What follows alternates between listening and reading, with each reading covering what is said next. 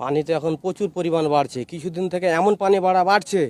এখন আমি বর্তমান দাঁড়িয়ে আছি পদ্মার কান্দাতে, একবারে বুলাকের উপরে দাঁড়িয়ে আছি, বুলাক উমড়ে বাড়ি ঘর পায়খানা, মানুষের এমন বেলিল্লা হয়েছে পায়খানা করারও জায়গা নেই, এরকম পরিস্থিতি। গরু বাছুর মুরগি হাঁস বতকলে মানুষ বেলিল্লা হয়ে গেছে, আপনার বেজ্জত হয়ে গেছে। গরুর খাবার নাই, কিছু নাই, মানুষ কামলা দিতে পারে না, দিন মজুরি খাটতে পারে না।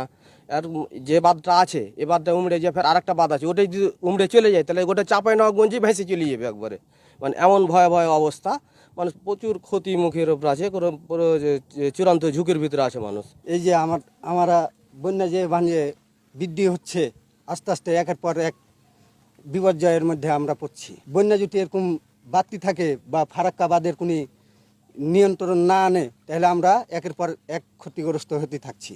নদীর ভাঙ্গন, অনেক মানুষের ধান ডুবে গেছে, কৃষি ক্ষেত, আপনার অনেকগুলো ধান ডুবে হয়েছে, বাড়িঘর তলে যাচ্ছে ফারাক্কার পানি ছাড়ার জন্য। আমার মনে হয় যে এই যে যদি ফারাক্কা ব্রিজের পানি নিয়ন্ত্রণ না আনে, তাহলে আমরা ভয়াবহের মধ্যে আমরা পড়ে আছি। আমাদের প্রতিটা এলাকাবাসীর ঘুম হারাম হয়ে যাচ্ছে।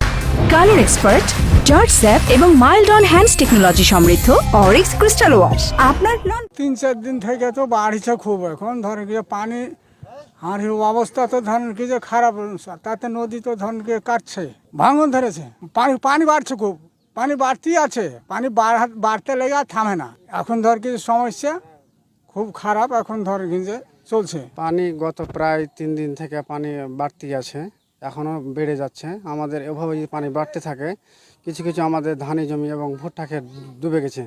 এবং প্রায় আমাদের এলাকা বলে না, প্রায় Charbagra union, Narayanpur union, Sundarpur union এবং আলাতলি ইউনিয়ন, প্রায় এই ইউনিয়নগুলোতে পানি প্রায় ঢুকে গেছে।